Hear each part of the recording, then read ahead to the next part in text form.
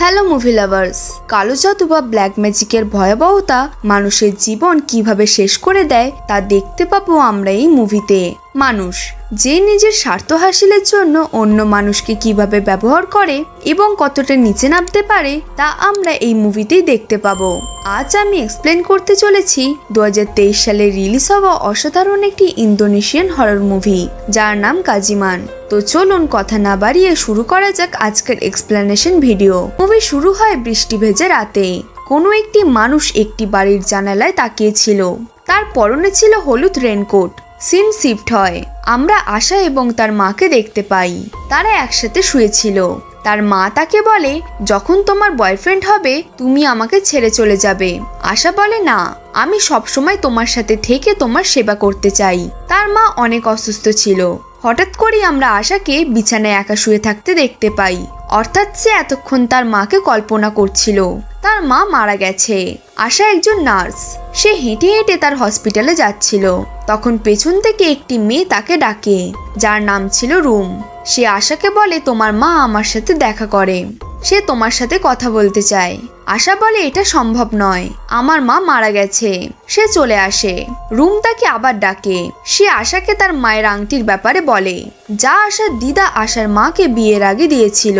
এই আংটির কথাটি আশা ছাড়া কেউই জানে না। তাই সে রুমের কথা বিশ্বাস করে। সে রুমের সাথে তার বাড়ি যায়। এইখানে আমরা দেখতে পাই রুম আসলে একজন শামান। শামান হচ্ছে তারাই যাদেরকে আমাদের দেশে কবিরাজ বলা হয়। রুম তার ক্ষমতার সাহায্যে আশার মাকে ডেকে আনে। আশা কেঁদে কেঁদে তার কাছে ক্ষমা চায়, কারণ তার মৃত্যুর সময় আশা তার বাড়িতে ছিল না। সিন শিফট হয়। আমরা শান্তিকে দেখতে পাই। তার ঘুম ভেঙে গেছে। সে লক্ষ্য করে উপরে একটি ভয়ঙ্কর মুখ তার দিকেই তাকিয়ে আছে। সে ভয় কম্বলের ভেতর ঢুকে পড়ে। আবার তাকাতেই দেখতে পায় সেই ভয়ঙ্কর চেহারার মানুষটি নিচে নেমে এসেছে। সে ধীরে ধীরে শান্তির দিকে এগিয়ে আসছে। তার পরের সিনে আমরা হসপিটাল দেখতে পাই। শান্তি সেখানে নার্স হিসেবে কাজ করত। তারা সবাই শান্তির ব্যাপারে কথা বলছিল, কারণ অনেকদিন হলো শান্তি তার কাজ ছেড়ে দিয়েছে। কিন্তু তারপর থেকে তাকে আর দেখা যায়নি। তারপর রামা আসে আশার কাছে। তাদের মাঝে বিশেষ কোনো সম্পর্ক রয়েছে। আর রামা তার কাছে ক্ষমা চায়, কারণ যেদিন আশার মা মারা যায় সেই দিন আশা রামার সাথেই ছিল। সেই দিন আশা রামার সাথে না থাকলে হয়তো বা তার মাকে সে বাঁচাতে পারত। তাই রামা এর জন্য নিজেকে দোষারোপ করে। পরদিন আশা তার ব্যাগ গুছিয়ে নেয়, কারণ সে নার্স হিসেবে একটি বাড়িতে যাবে একজন বৃদ্ধ লোকে দেখাশোনা করার জন্য, যেখানে আগে শান্তি কাজ করত। কিন্তু শান্তি চাকরিটা ছেড়ে দিয়েছে। তাই আশা সেই বাড়িতে পৌঁছায়। সেখানে তার দেখা হয় ইলহামের সাথে। ইলহাম জানায় বাড়িতে সে, তার স্ত্রী মিয়া এবং তার বৃদ্ধ বাবা থাকে। আশাকে তার বাবা অর্থাৎ ইসমাইলের দেখাশোনা করতে হবে। আশা রুমে এসে তার জিনিসপত্র গুছিয়ে নেয়। তারপর ইসমাইলের সেবা যত্ন শুরু করে। কিন্তু ইসমাইল খাবার খেতে চাইছিল না, যেন তিনি চাইছিলেন না তিনি সুস্থ হয়ে উঠুক। রাতে রামা আশার সাথে ভিডিও কলে কথা বলছিল। আশা ক্যামেরার সামনে থেকে কিছু সময়ের জন্য সরে যায়। তখন রামা পিছনে দেখতে পায় সেই ভয়ঙ্কর মুখটি, যেই মুখটি শান্তি দেখেছিল। অর্থাৎ শান্তি যখন এখানে কাজ করত তখন তার সাথে সেই ঘটনাটি ঘটেছিল। রামা এটি তার চোখের ভুল ভেবে আশাকে কিছু জানায় না। পরদিন আশা বাগানে দুটো কবর দেখতে পায়। একটি ছিল ইসলামের বড় মেয়ের আর তার স্ত্রীর। তার বড় মেয়ে 13 বছর বয়সে মারা গিয়েছিল। আর আশা বাড়ির দিকে তাকাতেই দেখে ইসমাইল জানলা দিয়ে তার দিকে তাকিয়ে রয়েছে, যা ছিল অস্বাভাবিক, কারণ সে নড়াচড়া করতে পারতো না।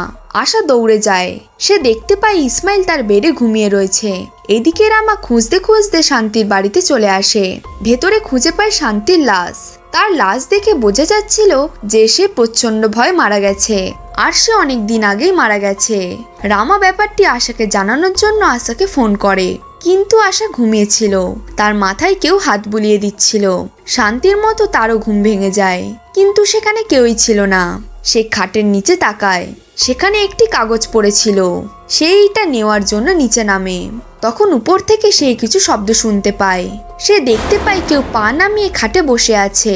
অপর পাশ থেকে নেমে আসে সাদা লম্বা চুল। আশা ভয় চিৎকার করে ওঠে। সে প্রচন্ড ভয় পেয়েছে, আর এটি তার একটি স্বপ্ন ছিল। সেদিন আবার ইসমাইল খাবার ফেলে দেয়। আশা পরিষ্কার করতে গিয়ে দেখতে পায় খাটের নিচে তার স্বপ্নের মতো একটি ভাঁজ করা কাগজ পড়ে রয়েছে। সে সেটি ডাস্টবিনে ফেলে দেয়। এদিকে রামা হসপিটালে ছিল। হঠাৎ করে বিদ্যুৎ চলে যায়। বাইরে কেউ ছিল না। সে কাউকে দেখতে পায়। দরজাটি বাইরে থেকে লক ছিল। পালানোর কোনো রাস্তাই ছিল না। শান্তি উড়ে আসে তার দিকে। কিছুক্ষণ পর সব স্বাভাবিক। সে অনেক ভয় পেয়ে যায়। অপরদিকে আশা খাটের নিচে আবার সেই কাগজ দেখতে পায়। সে ওই কাগজটির ছবি তুলে রওনা হয় রুমের কাছে। তার সাথে ছিল রামা। আশা ছবিটি রুমকে দেখায়। রুম বলে এটি একটি কবচ। কবচ প্রোটেকশনের জন্য ব্যবহার করা হয়। সে আশাকে বলে মিস্টার ইসমাইল সম্ভবত এই কবজের কারণে অসুস্থ হয়ে রয়েছে। তোমায় এগুলো জ্বালিয়ে ফেলতে হবে। তারপর সে রামাকে জিজ্ঞেস করে তার রাশি কি। রামা বলে তার রাশি হচ্ছে কিলিয়ন টুইসডে। রুম জানায় এটা মূলত এক ভালো একটি রাশি। খুব কম মানুষেরই এই রাশিটি রয়েছে। তারপর সে আশাকে একটি কাগজ দেয়। সেখানে কিছু লেখা ছিল আর বলে যখন তুমি সেই কবচগুলো জ্বালাবে তখন এটি পড়বে। তারা দুজন সেখান থেকে চলে যায়। ঘরে এসে আশা একটি কবচ জ্বালিয়ে সেই কাগজটি পড়ছিল। তখন বাইরে থেকে মিয়া দরজা ধাক্কানো শুরু করে। সে ভেতরে ঢুকে সব দেখে ফেলে। সে আশাকে ওয়ার্নিং দেয় সে যদি আর কখনো এমন করে তাহলে তাকে চাকরি থেকে বের করে দেওয়া হবে। রাতে আশা শুয়েছিল। সে তার মাকে দেখতে পায়। সে উড়ে চলে যায় একটি আলমারির ভেতর। আশা আলমারিটা সরাতেই পেছনে দেখতে পায় একটি দরজা। সে দরজা দিয়ে ভেতরে প্রবেশ করে। সে ওপরের একটি রুমে আসে। সেখানে কালো জাদু করার কিছু জিনিসপত্র ছিল। সে তার মোবাইল বের করে সবকিছু ছবি তুলে নেয়। এদিকে রামা তার ঘরে শুয়েছিল। সে তার সামনে শান্তিকে দেখতে পায়। ভয় সে কম্বল মুড়ি দেয় আর ঘুম ভেঙে যায়। এটি তার স্বপ্ন ছিল। সে তার বিছানায় একটি তাবিজ খুঁজে পায়। সে জানলা দিয়ে তা ফেলে দেয়। পরদিন মিয়া সেই দরজাটি দেখতে পায়। সে এটি আগে কখনো দেখেনি। সে এটি নিয়ে ইলহামের সাথে ঝগড়া করা শুরু করে, কারণ ইলহাম তাকে এই ব্যাপারে আগে জানায়নি। সে কল করে টাটোকে। টাটো একজন কবিরাজ। অপরদিকে রামা যায় রুমের কাছে, কারণ সে এখন তার স্বপ্নে শান্তিকে দেখতে পায়। এদিকে নাটো সেই বাড়িতে আসে। এখানে আপনাদের জানিয়ে রাখি, ইসমাইল একসময় গরিব ছিল। সে ধনী হওয়ার জন্য তার বাড়িতে একটি ব্ল্যাক ম্যাজিক করে, যার ফলে সে রাতারাতি ধনী হয়ে যায়। কিন্তু এর বিনিময়ে তাকে নির্দিষ্ট কয়েক বছর পর পর তার আপন কিছু হারাতে হবে। ধনী হওয়ার 8 বছর পর সে প্রথম তার বড় মেয়েকে হারায়। কেউ জানে না সে কি রোগে মারা গেছে। তবে ইসমাইল বুঝে যায় তার মেয়ে এই ব্ল্যাক ম্যাজিকের কারণেই মারা গেছে। তার 8 বছর পর মারা যায় তার স্ত্রী। ইসমাইল তখন বুঝতে পারে আগামী 8 বছর পর তার ছেলে ইলহামও মারা যাবে। তাই সে ব্ল্যাক ম্যাজিকের সেই আত্মাটাকে সেই গোপন রুমে বন্দি করে দেয়। এর ফলে ধীরে ধীরে ইসমাইল অসুস্থ হয়ে যায়। আশা এই সবকিছু উপর থেকে দেখছিল। সে সবকিছু ছবি তুলে রামার মাধ্যমে রুমকে দেখাচ্ছিল। তারা সেই গোপন রুমে প্রবেশ করে। টাটো তার রিচুয়াল শুরু করে। তখন সেখানে সেই স্পিরিটটি আশার ওপর ভর করে, যা দেখে রুম রামাকে একটি কাগজ দেয়। তারপর তাকে বলে টাটোরা আজ রাতে একটা রিচুয়াল বা অনুষ্ঠান করবে। তখন তোমাকে এই লেখাগুলো আশার সাথে বারবার পড়তে হবে, তাহলে আশা বেঁচে যাবে। রামা রওনা হয়। এদিকে আশা এগিয়ে আসে টাটোর দিকে। তাদের মাঝে ধস্তাধস্তি শুরু হয়। আশাকে তারা ধরে ফেলে। আশা বলে এটা আমার বাড়ি, তুই এখানে কেন এসেছিস? টাটো বলে তুই অনেক প্রাচীন ভাষা ব্যবহার করছিস, তোর নাম কি? আশা বলে আমার নাম জানার তোর কোনো দরকার নেই, আমি তোর মতোই। পার্থক্য হচ্ছে আমি মর্টাল, তুই এখান থেকে চলে যা, এটা আমার এলাকা। টাটো তার মুখ থেকে একটা সুতো বের করে। আশা বমি করে। তার ভেতর থেকে সেই আত্মাটি চলে যায়। টাটু ইলহাম ও মিয়াকে বলে আজ রাতে আমাকে এখানে একটি রিচুয়াল করতে হবে। আজ রাত কিলিয়ন ফ্রাইডের রাত। রাতে রিচুয়ালের প্রস্তুতি নেওয়া হয়। রামা গেটটির উপর দিয়ে বাড়িতে প্রবেশ করে। তারপর বাড়ির ভেতরে ঢুকে আশার রুমে যায়। আশার হাত পা বাঁধা ছিল। সে তার বাঁধন খুলে দেয়। তারপর তারা রোমের দেওয়া সেই কাগজের লেখাটা পড়া শুরু করে। এরপরে টাটো রিচুয়াল শুরু করে দিয়েছিল, আর এদিকে তারা সেই কাগজটি পড়ছিল। টাটো তার রিচুয়াল শেষ করে। রামা আশার হাত পা বেঁধে খাটের নিচে লুকিয়ে পড়ে। তারা আশাকে দেখে চলে যায়। রামা খাটের নিচ থেকে বের হওয়ার সময় আশার ব্যাগে কিছু কাগজ খুঁজে পায়। সেখানে লেখা ছিল ওই কাগজের লেখাটি কিলিয়ন ফ্রাইডের দিন মিস্টার ইসমাইলের রুমের নিচে বারবার পড়তে হবে, তারপর আমি তোমাকে এখান থেকে নিতে আসব।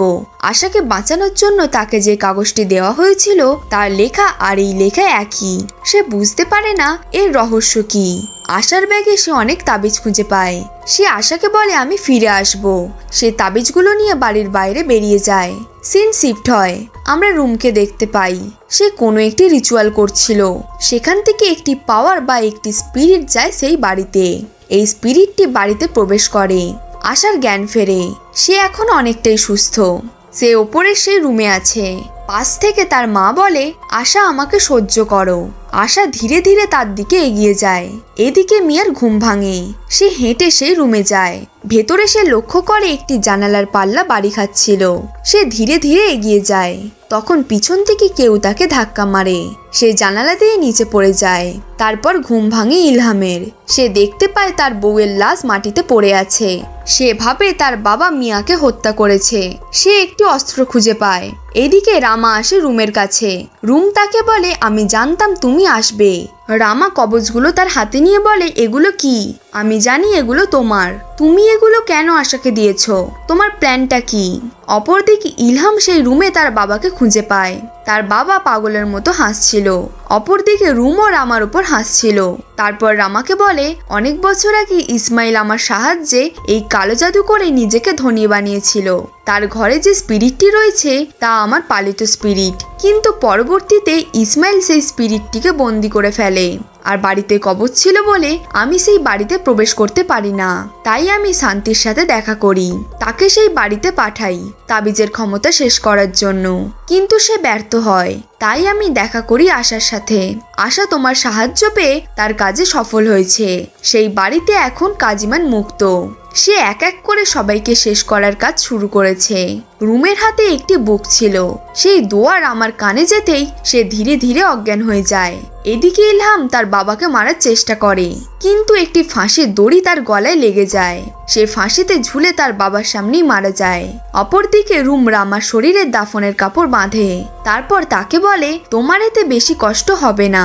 সে হাতে একটি ব্যাগ নিয়ে রামার স্কুটি করে রওনা হয়। এদিকে আসে ইসমাইলের শরীরে পেট্রোল ঢালে। তারপর ধরিয়ে দেয় আগুন। ইসমাইল সেখানেই আগুনে পুড়ে মারা যায়। আশা তার সামনে বসে কাঁদছিল। এই বাড়িতে সে ছাড়া আর কেউ জীবিত নেই। হঠাৎ করে সব অন্ধকার হয়ে যায়। সে সামনে কাউকে দেখতে পায় যার বড় বড় চুল ছিল। সে সেটা দেখে ভয় কুঁকড়ে যায়। রুম গেট দিয়ে ভেতরে প্রবেশ করে। সে সবার লাশ দেখতে পায়।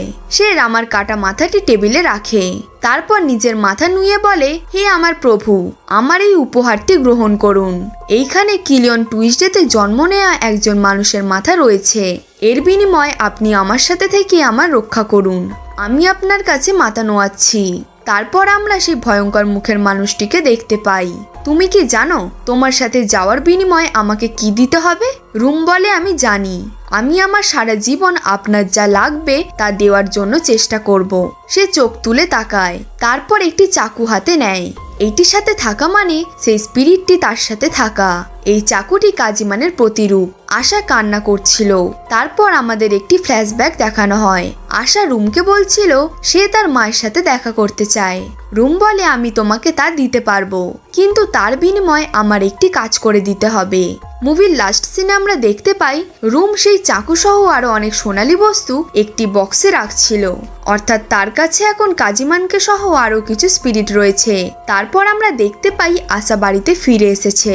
বিছানায় তার মা শুয়েছিল। সে তার মায়ের কাছে আসে।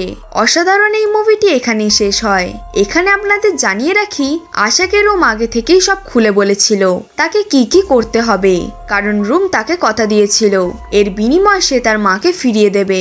রুম তার কথা রেখেছে, যেমনটা আমরা মুভির লাস্ট সিনে দেখলাম। আর সে আগে থেকেই জানতো রামাকে বলি দেওয়া হবে। তারপরও সে তার মাকে ফিরে পাওয়ার জন্য রামাকে বলি দিতে সাহায্য করেছে।